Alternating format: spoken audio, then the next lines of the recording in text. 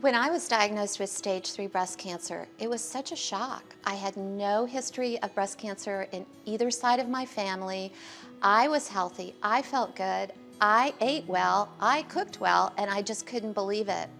I think one of the hardest things was the waiting. I actually discovered my breast cancer myself on May 24th, and it took me till July 8th to get a diagnosis.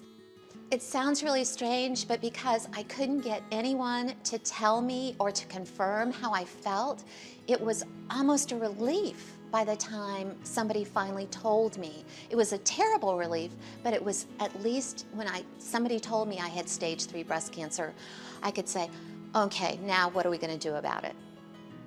When I met Dr. Barber, in my journal, I just looked it up, it says, I feel like a person again.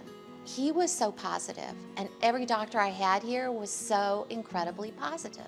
They were like, okay, this is what we're gonna do.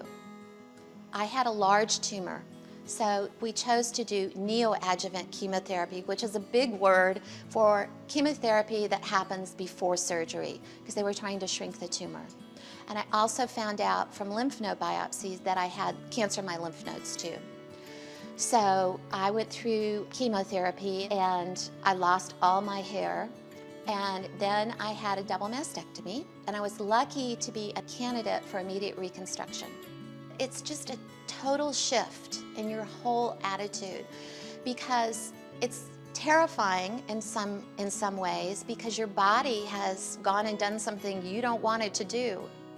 Every day I wake up and I think, no matter what happens, it's a gift. I made it through that, and I can make it through anything.